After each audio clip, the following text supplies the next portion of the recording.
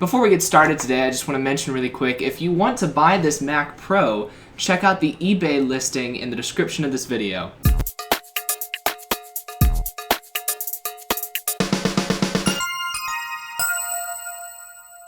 Hey, what's up guys? I'm Jacob Kaufman, I'm the Nerd on the Street, and Apple gave a keynote today at WWDC 2016, which kicks off this week, or it kicked off today and it takes place this week. Not a whole lot of really exciting stuff today, but it is Apple's flagship keynote that they give every year, so I thought I'd make a video about it. First of all, I want to give a shout out to bad journalism. In case you all don't know, I run Linux on all of my computers. So I was sitting down getting ready to watch this keynote today, and Apple doesn't want you to watch their keynote unless you already own a Mac or an iOS device. So you can't just go to Apple's website to watch the keynote if you are on Linux or Windows. If you're on Windows, you can use the Microsoft Edge browser, and I guess that's some sort of joke by Apple.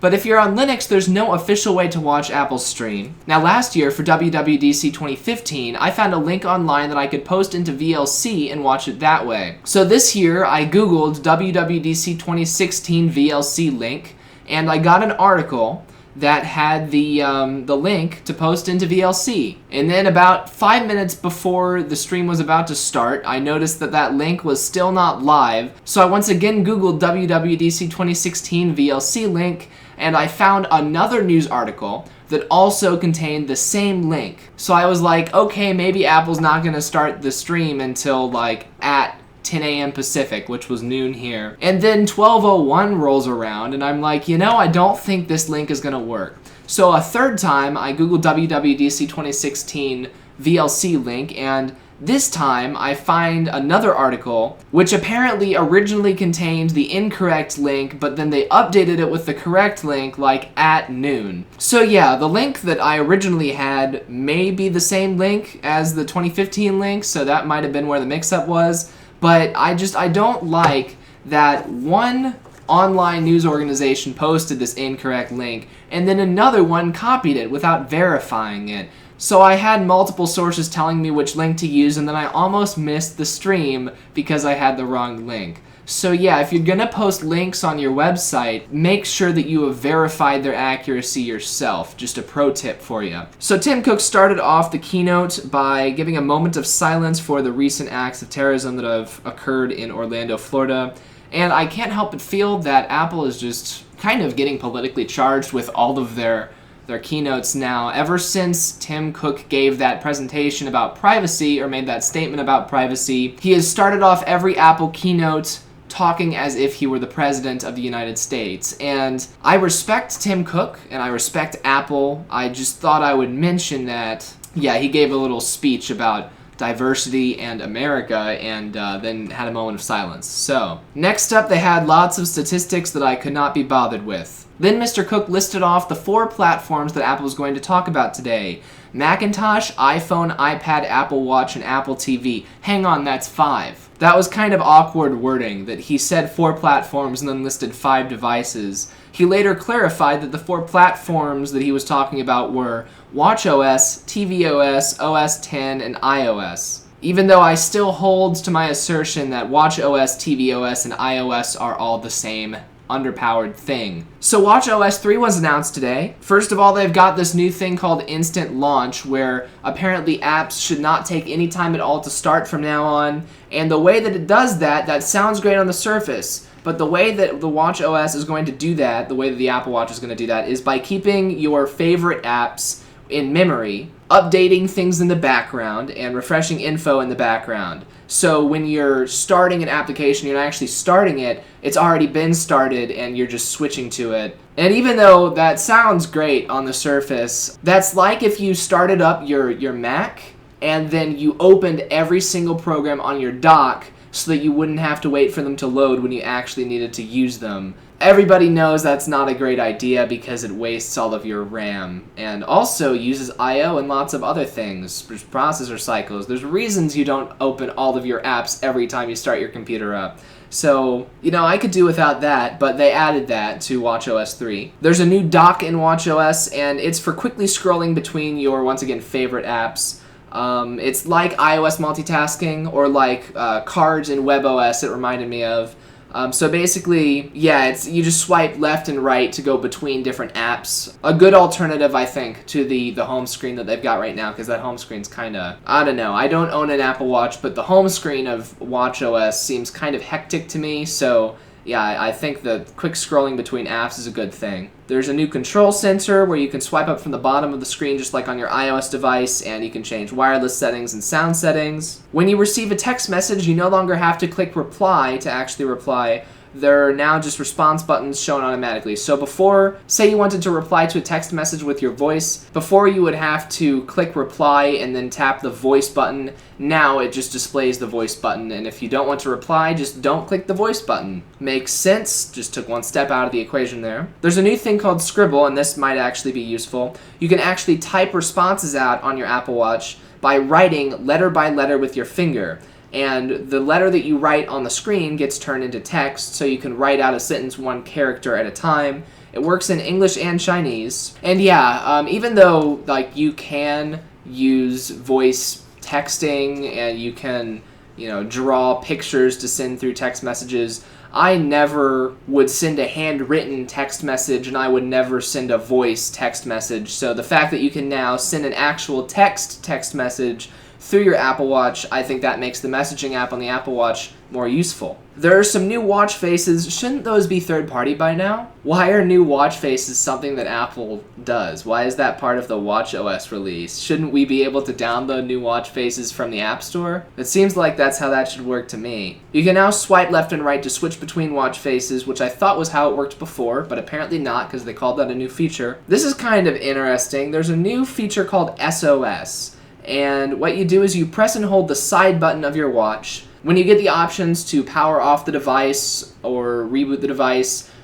there's then a timer at the bottom of the screen, and if you keep holding that power button down, then this timer counts down, and then it calls 911, and then it sends a message and a location to your emergency contacts that you have preset, and then it displays your medical ID with all of your medical information. So it's kind of like Life Alert built into your Apple Watch, that I've fallen and I can't get up. Now you can press and hold the button on your Apple Watch. I don't know, something about that feature just didn't sit right with me. I know it's all meant to be helpful, but the fact that, I don't know, they're trying to make the Apple Watch, they're trying to make you feel safe wearing it. I don't know. They specifically stated that works in other countries that are not the United States as well, so that if you're traveling and you don't know the local emergency services number, even though the example they used was 999, and I think a lot more countries use 999 than the United States, which uses 911. If you happen to be abroad and you happen to need the emergency services, let's hope you don't in the first place, but if you do, and you happen to not know the emergency services number, then now you can just press and hold the button on your Apple Watch. So I'm going to be watching in the news for, for stories that mention that the, person who got hurt somehow or who was attacked or something contacted police with their Apple Watch, because that it seems, I don't know, that just doesn't sit right with me. Let me know what you guys think about that auto-dialing 911. watchOS 3 has something called activity sharing, and that is sharing your activity information, so like pedometer, heart rate, I don't know, your exercise information basically, with family and friends, and you can send activity-themed messages too. So if you meet your daily goal on your pedometer, then you can text all of your family and friends about it. Who's going to do that?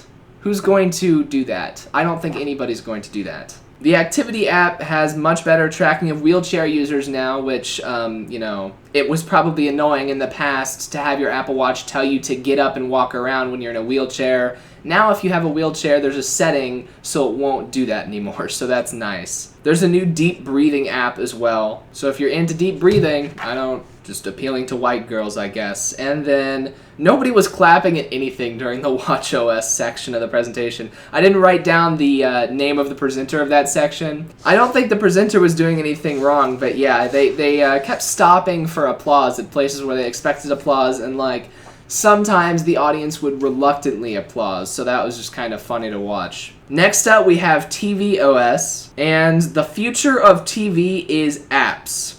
And I'm tired of hearing that. It sounds like complete BS. I don't think the future of TV is apps. You're hearing it from your nerd on the street. I do not think the future of TV is apps. It sounds like in WALL-E when the computers were saying blue is the new red. Like, it just sounds like the future of TV is apps.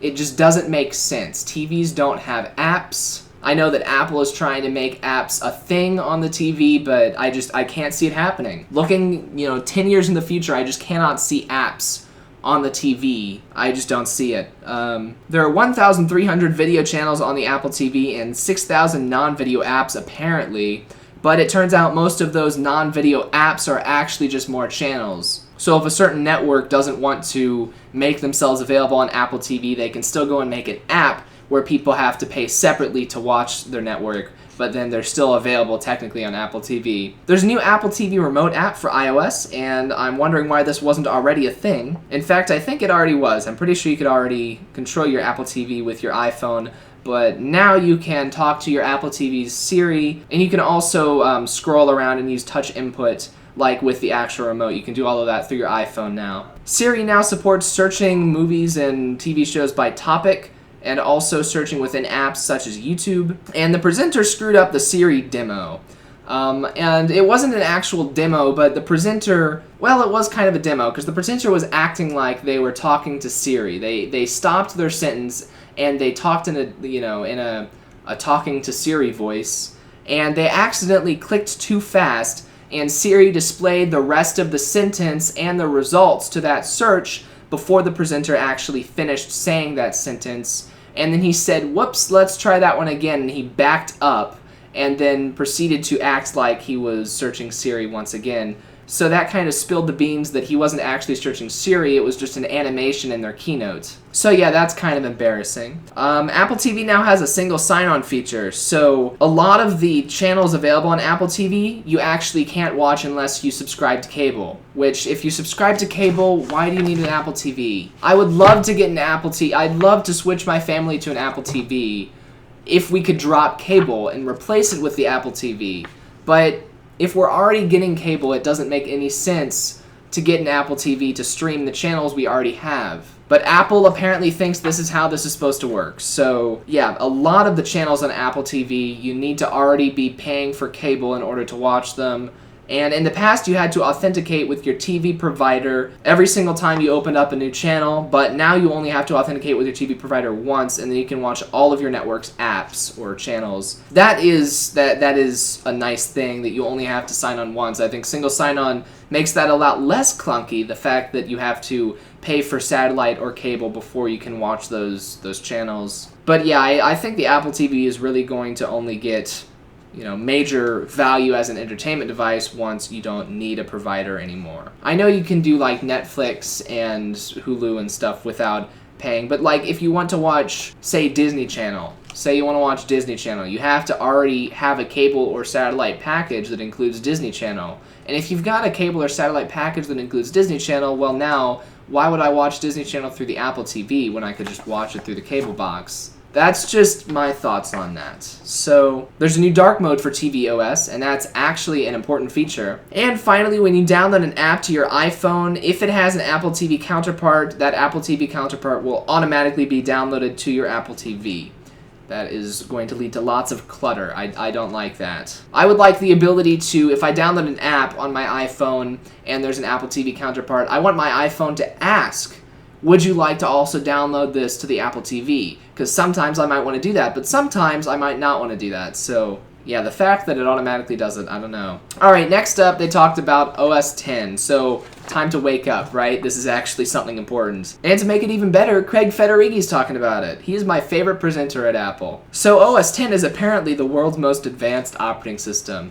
And as a Linux user, I have to respectfully disagree, but that's okay. I like Mac OS too. By the way, OS X is now called Mac OS. But it was already called Mac OS X. They acted like it was just called OS X, but nobody, called it OS X. We already called it Mac OS. It was Mac OS X, or, Mac OS X, or Macintosh OS X. So the fact that all they did with the Mac was they uncapitalized it, because companies don't care about grammar in their names for the products anymore. So now it's no longer Mac OS, It's macOS. And the new version of macOS is called macOS Sierra. And there's no numbers at all anymore with the names of the macOS releases.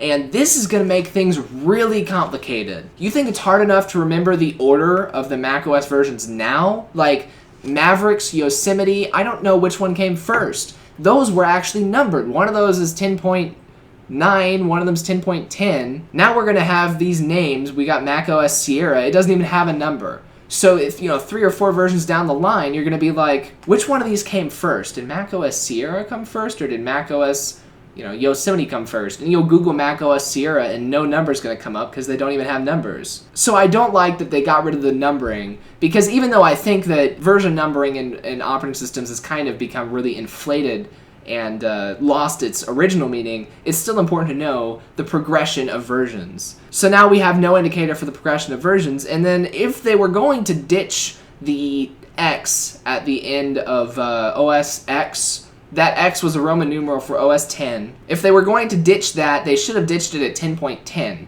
because, they had 10.1, they had 10.0 was the beta. The first version of Mac OS 10 was Mac OS 10.1, then they had 10.2 through 10.9, and then they had 10.10 and 10.11. Now 10.10, mathematically speaking, is the same thing as 10.1, and I know this has nothing to do with the actual release, but, semantics are important in this kind of stuff. People put a lot of thought into this, and I don't know what they were thinking. 10.10 is the same thing as 10.1. 10.10 is not really its own number. 10.10 does not come after 10.9 mathematically. And then they had 10.11, and now they get rid of the 10, so it's just Mac OS. If they were going to ditch the 10 in Mac OS 10, they should have done it two or 3 versions ago when it was 10.10. That would have made way more sense. This is years too late for that renaming to make sense. Alright, so the first bit of stuff they talked about in the new version of Mac OS Sierra, was continuity, which I don't give a crap about. Continuity is where they're trying to integrate your Mac with your iPhone, because they don't understand that people use their Macs and iPhones for different things. I would video edit on a Mac. I would not video edit on an iPhone, so I don't know why I need everything to sync between my Mac and my iPhone, but they think that their users want that. So the first new feature is auto unlock. Apparently typing the password is too hard. Mr. Federighi said, so you sit down in front of your Mac in the morning and you open up the lid of your MacBook and you try and type in your password, and you type it wrong, and then you try it again and you get it wrong again, and then maybe the third time you type your password in right. Well, that takes way too long. Who takes 3 tries to type in their password every single day? I want to know that. It's the type of person that uses a Mac. That's who. Us Linux users, we know how to type our passwords incorrectly. Now your Apple Watch can unlock your Mac, so I'm not saying that's not a good thing. It's nice that your watch can unlock your Mac, but it was just a silly way of presenting the non-existent problem. But yeah, the solution is your Apple Watch now unlocks your Mac. There's now a universal clipboard, so if you copy text on your Mac, you can paste it on your iPhone, and if you copy text on your iPhone, you can paste it on your Mac. First of all, I want to say, that might sound like a really polished, cool feature, but I already have that feature. I've got a program called KDE Connect installed on my computer, which is running KDE, and my Android phone, and I have a shared clipboard, so Linux actually beat Apple to the punch on this one too. Furthermore, I very rarely use that feature. I hardly ever want to copy text between my phone and my computer, but for the rare occasion, it's nice to have. Like if there's a URL on your phone, you can now copy that URL and paste it in your computer rather than just typing it by hand, which can be tedious. And I think that the copy-paste also works with photos, so that's pretty cool. And your iCloud drive now not only syncs your documents folder between your different Macs, but it also now syncs your desktop to other Macs and to your iPhone. Holy crap, this is about to get cluttered. Seriously, I don't keep any files on my desktop right now because I'm using KDE, and by default KDE does not let you keep icons on the desktop. The desktop doesn't hold icons on KDE because why would it? That's not where you keep files. You're supposed to keep them in your documents folder. But back when I used Windows, and even when I used Mac OS for 6 months, I did keep a lot of files on my desktop. But yeah, it gets really cluttered when the longer you have a computer. The amount of icons on your desktop is basically showing you how long you've had that computer, unless you clean your desktop up regularly. So yeah, I don't know if I would even want my desktops to be in sync between different computers? And where do I put a file if I don't want it to get sunk? If all of my folders, including my desktop, which isn't even like a folder in the UI sense, if even my desktop syncs, where do I put files that I don't want to sync? Right in my home folder? Because that's just as cluttered as keeping things on the desktop. macOS Sierra also has optimized storage, and these are the two things that optimized storage boils down to. Make room for new files by keeping old files in the cloud.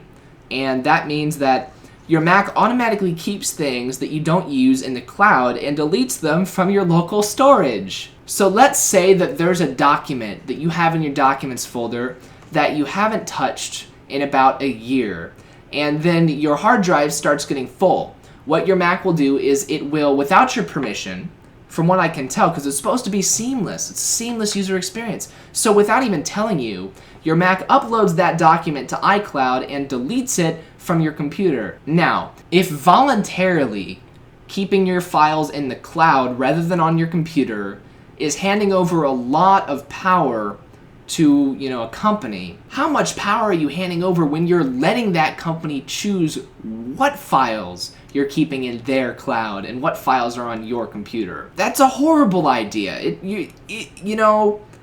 I see the benefit to the cloud. But if I've got a file on my hard drive, to think that my operating system could upload that file to the cloud without my knowledge and then delete the file from my hard drive so that I no longer even have a local copy of it, it blew my mind listening to that. It's just insane. It's insane. I really gotta pick up the pace here because I'm stopping and yelling at Apple for every single thing that they're doing. That's just insane though. Just doesn't make a lot of sense. The other thing that optimized storage boils down to is making it easy to get rid of things you'll never use again. So every now and then your Mac will automatically clear web cache, so you have to sign into all your websites again, basically. And that'll probably save you, like 20 kilobytes? Apple Pay now works with online shopping. You can buy things online on your Mac and authenticate with your iPhone or iWatch. And that might compete with PayPal because websites will be able to offer a Pay with Apple Pay button, just like right now they can offer a Pay with PayPal button. That would be nice if I could use Apple Pay, of course. It would be nice to have an alternative to PayPal, and maybe now people will actually use Apple Pay because we all know nobody uses it in the real world. All multi-window apps now support tabs, even if the app doesn't support it. It's part of the window management system, so no matter what app you're using or what program on your Mac you're using, if that program has multiple windows that are part of the same program, you can now keep them as separate tabs. That's nice, I guess. Although I don't like using tabs in any application other than my web browser. I use a lot of tabs in my web browser, but I never use them in my file browser. That's just me though. If you like using tabs in your file browser, then you'll probably like using them in all your other programs too. You can now have a picture-in-picture pop-out of any video on the web and watch it on your desktop. And by the way, YouTube already does that on my Linux box. In Firefox, I can already do picture-in-picture pop-out with Firefox even, not even Chrome. Firefox on Linux beat Apple to the punch there. But of course, this doesn't just work on YouTube, this works on apparently any website with video, or at least HTML video. And Siri is now on the Mac. Now, I don't want Cortana on my desktop, I don't want Siri on my desktop, I don't want Google Now on my desktop. If I am sitting at my desk with a keyboard and mouse personally, I just want to use the keyboard and mouse to type what I want to find. But if for some reason you're too lazy to type, even though you've already gone through the work of sitting down at your desktop computer, you can now use Siri for file searching, which of course includes Siri's natural language recognition, and you can do web search, which is what Siri falls back to when it doesn't understand you, so that's probably what 90% of the things you say to Siri is going to result in. And during the demo, Siri had complimentary remarks alongside results, and I thought that was kind of strange. I don't know how I feel about that. Next up, they talked about iOS 10. Still Craig talking about this, by the way. First, they talked about the UI. They redesigned the lock screen again. Hey, you remember when the lock screen actually had a slider that looked kind of like you were actually unlocking something? Now it's just a screen that you swipe away. Well, they redesigned it again. And since Touch ID basically eliminates the lock screen, which I can identify with on my Android phone, I've got a fingerprint reader, so now I hardly ever see the lock screen. The lock screen is now shown just when you raise your phone up. And I think my Android phone already has the ability to do that, but I have it turned off because I feel like that would get triggered a lot when you're not wanting it to get triggered and waste battery. But we'll see how it works on the iPhone. Apple's pretty good about doing features like that the right way. You can now do even more with your notifications without unlocking your phone, which eliminates the point of locking your phone. It always is funny. They always show off how much you can do just, through notifications. You receive a text message, you can look through all of your photos and respond to that text message with a photo. It's like how that's not secure. That eliminates the point of having a fingerprint locked phone. If anyone, if they can just send you a text message and then go into a dialogue to respond to the text message and see all your photos, they're adding more and more stuff you can do straight from the lock screen because it's so convenient. But yeah, it takes away the point of the lock screen. There's now a clear all button for notifications, once again, that you can use without unlocking the lock screen. So you can clear all of your friends' notifications without getting them to unlock their phones first. On the home screen, 3D Touch lets you see a lot of stuff without opening up the actual apps. How long does it take to open up an app? And how long does it take to do a 3D press and then read the data? Like, in the time that you're comprehending what you are seeing on the screen, you could have just opened the app. And then there's a new thing called Today View to the left of the home screen. And this is actually like Shelf, which is on a OnePlus device. Oxygen OS is the Android ROM that ships on OnePlus devices. And to the left of the home screen, there's a thing called Shelf, and you can add Android widgets to that shelf, and it's a vertical scrolling page of widgets that you can have. And Today View is actually just like Shelf, and that is Apple's way of letting you keep widgets on the home screen, since nobody used them in the notification center. When's the last time you used a widget in the notification center? You might actually use them in this thing called Today View. Just look up Shelf on a OnePlus phone, Shelf on the OnePlus 2, for instance, to see basically exactly what Today View is. Siri on iOS 10, developers can now implement custom requests.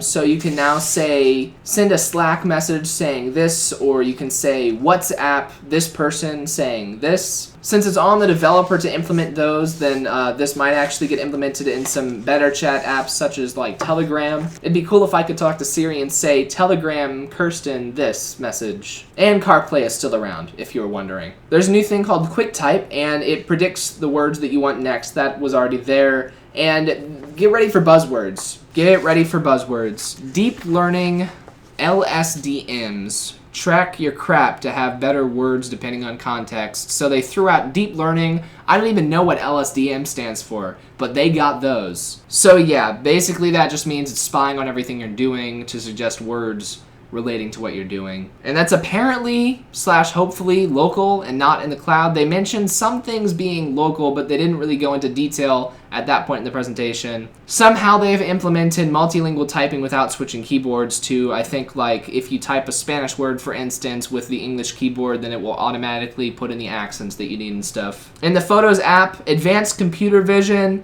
advanced deep learning techniques, once again those buzzwords, for facial recognition and object scene recognition. So your Photos app now automatically sorts photos into albums. And they once again mentioned privacy, but I'm not completely sure that that's all localized. Advanced artificial intelligence clusters related photos based on location, people, and scenes. And that, they said specifically, all done locally on your device. I want to hear that phrase at the end of every sentence they say. But yeah, they did specifically say that in terms of the photo relating thing. And the Photos app can now also choose the best photos to put in an album based on like how centered everyone in the photo is, the number of people that are there, and even like the distribution of people. So let's say you went on a trip with 10 of your friends, but you're taking pictures in 3 friend groups. You can have a smart album that automatically puts in about the same amount of every person because it knows who everyone is, so it can count out how many photos of each person there are. And then yeah, it can choose like the best centered ones. It can choose the ones that are the best angle. It's nice that the Photos app can do all of that, but I usually do it myself because I want to make those creative decisions myself. I don't want my computer doing all of that, but the computer can do all of that now. And yeah, the Photos app not only makes clusters of related photos, but it relates those clusters to each other. So if you have different vacations, then it relates those different vacations to each other, different trips to the same place, different trips to different places, different trips with the same people, that kind of thing. And the Photos app can automatically make slideshows with live photos and video, and stock music, of course. And yeah, I don't like those auto slideshows because if I'm going to reminisce about, a trip and look through pictures, I want to look through the pictures at my own pace. I don't want the computer, flipping those on an automatic slideshow timer. The only people who I think are really going to use the automatic slideshows are the same people who use Facebook's automatic slideshow features, which I always laugh at too. The Maps app, searching, that's nothing special. Navigation, they added, that's nothing special. There's new traffic by color indicators, so if you're using navigation in the Maps app, the line that you're following, like it's a red line when there's a lot of traffic, and it fades to blue when there's no traffic, so that's cool. My car does not have CarPlay, so I don't care what they said about CarPlay. Maps now plug into the developer API. Developers can now add extensions to Maps, so yeah, that's cool. And also, next to the drive, walk, and bike buttons, if you type in a destination, there's a button for driving, a button for walking, a button for biking. Now there's a new ride button, and you can click that, and it will automatically book a ride-sharing service like Lyft or Uber for you right in the app, so that's cool. The Music app, there's an all-new design for Apple Music. Has it even been out for a year? An all-new design already? Lyrics are now built into the Now Playing screen. That's actually cool. I didn't catch the Apple Music demo presenter's name, but the demo presenter, she did more for the Apple Music section of this presentation than the actual presenter did. Basically, they just made the app look a little bit different. News. The News app, it's just one more potential propaganda machine the way I see it. It shows you the organization each story comes from. That's nice. There's a new design in the News app that it actually doesn't look bad. And yeah, underneath each story, it'll say like this title of the story, and then it has the logo of, like, if it's a CNN story, it'll have the title of the story and it'll say CNN. And if it's a Washington Post story, then it'll have the title of the story and then it'll have the Washington Post logo. So that's actually nice, because I like to know where the news is coming from, because obviously everyone's biased in different ways. And there's a new thing called subscriptions, and that lets you get magazines and newspapers on a subscription basis, like entire magazines and newspapers. That is literally Newsstand from a few iOS versions back, where before the News app, they had that thing where you could subscribe to magazines and newspapers. So now that is within the News app. HomeKit, Apple literally wants you to buy an Apple Home is what I took away from this. And, they said you can buy a house with everything in it already HomeKit enabled. That is like the ultimate lock-in. Like, you think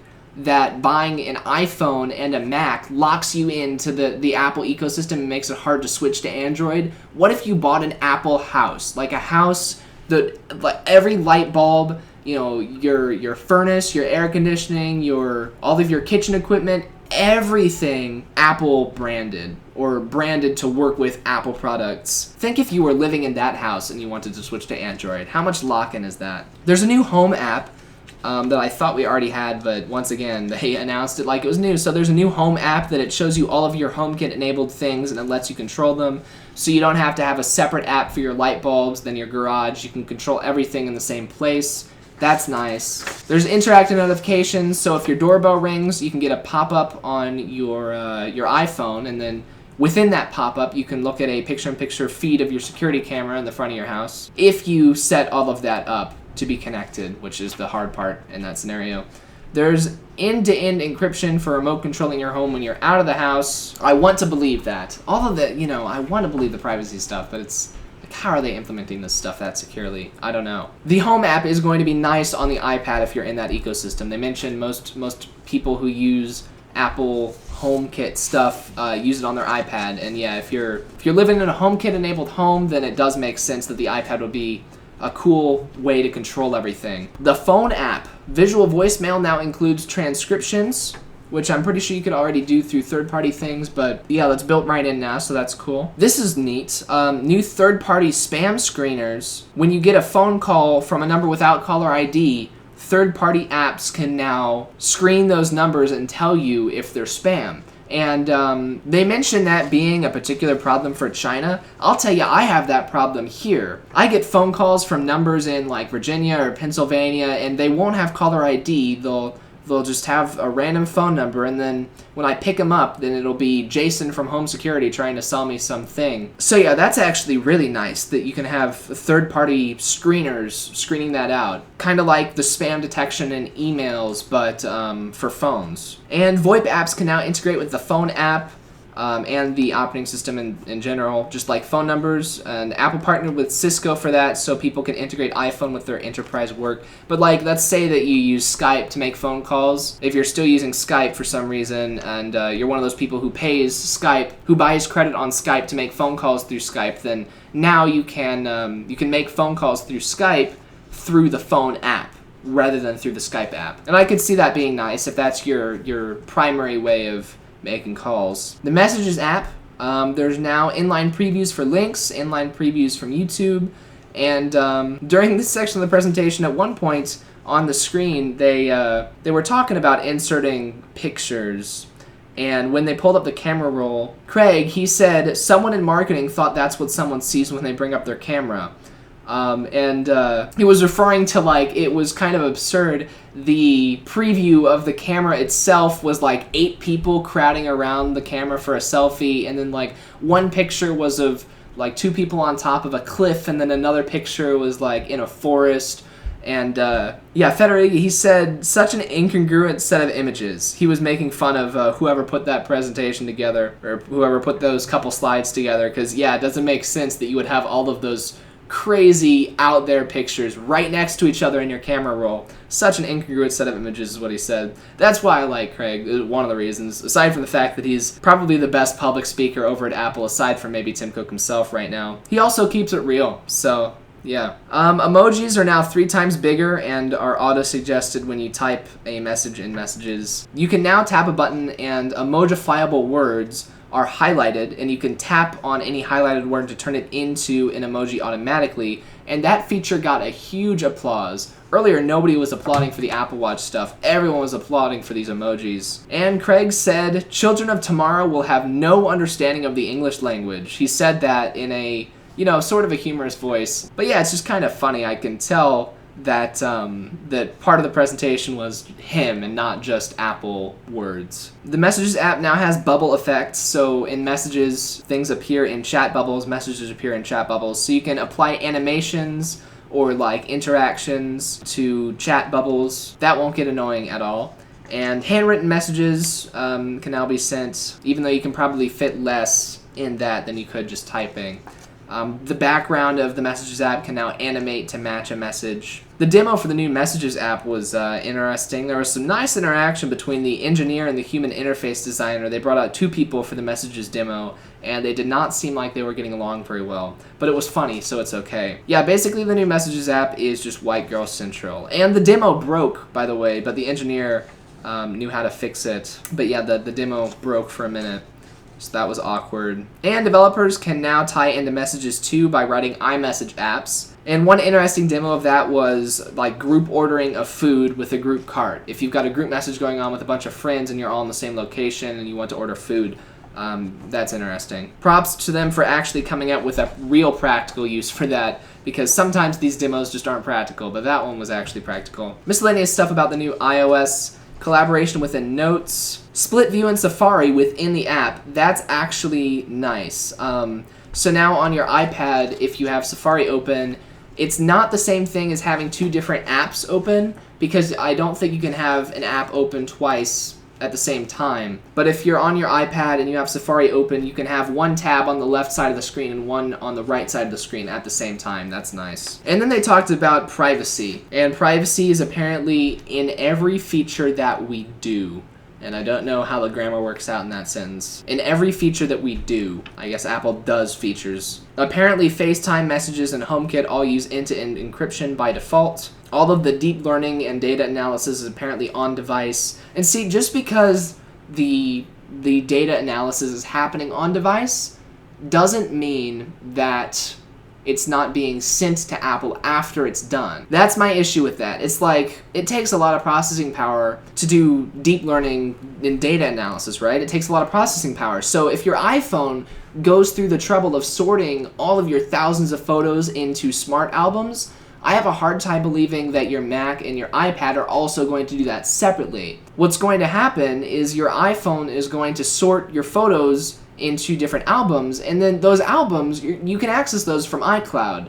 The albums are put into iCloud, so even though Apple's not doing the computation of sorting those into albums, Apple still gets the sorted albums. So I don't know, it's really just Apple not giving the processing power to you. It's them saying use your own processing power at that point, which is, I like that the deep learning is on device, but yeah, if that were true, then the potential would exist for one album to contain a certain picture on your iPhone, and then on your iPad, the album does not contain that picture because you took different pictures on the iPad in a different order, and the deep learning went in a different direction. So now your iPad is trained differently than your iPhone, and you end up with different albums. That doesn't seem very Apple-esque to me. That the Apple wants everything to be the same. They want everything to be in sync.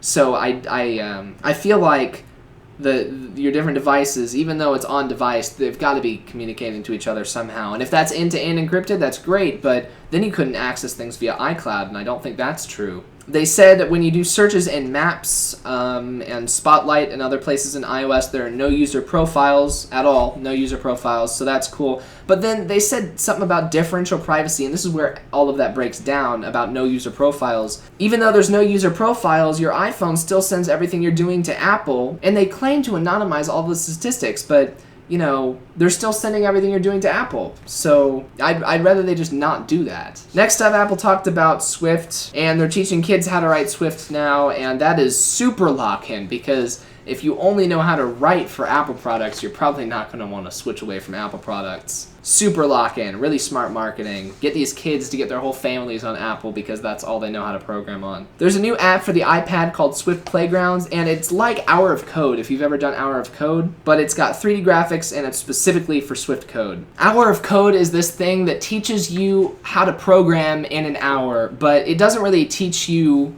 how to program. It teaches you what programming is. It teaches you how to think like a programmer, but it doesn't actually teach you how to program. The low-level stuff in this Swift Playgrounds app is very similar to Hour of Code. And Hour of Code, what the first lesson in Hour of Code is you've got a sprite on the screen and you need to get it to maneuver a certain way across the screen and get to some specific position.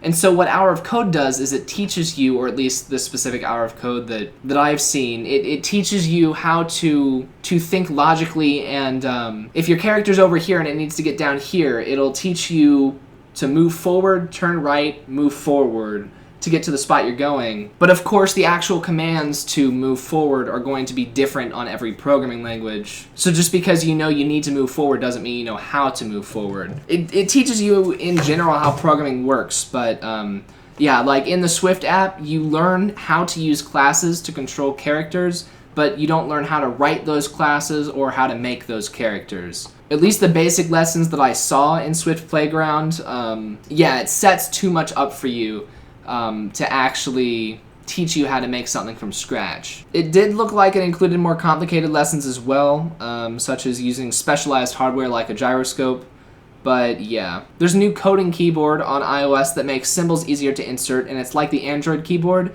where you can tap on a letter and then hold it to insert a symbol. So that's probably trying to get developers to buy into the whole tablet thing. And then Tim Cook said, I wrote down this quote, "We believe coding should be a required language in all schools."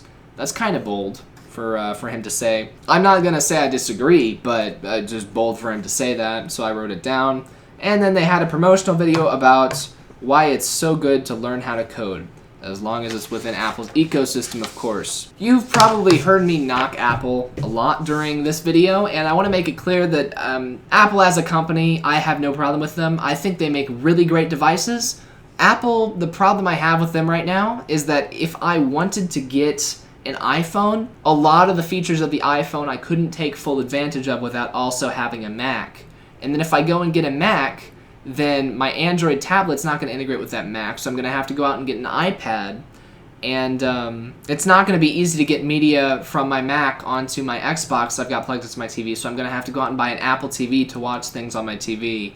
And, you know, Apple has built this ecosystem, and everyone's been talking about it for years. This isn't me coming up with anything new, but at this point, it's actually happened already. This is the past tense rather than the future tense. Apple has built this ecosystem. Apple has created this ecosystem where it's super locked in, and not only is it difficult to get out if you've got all Apple products and you want to switch away, it's difficult to get in.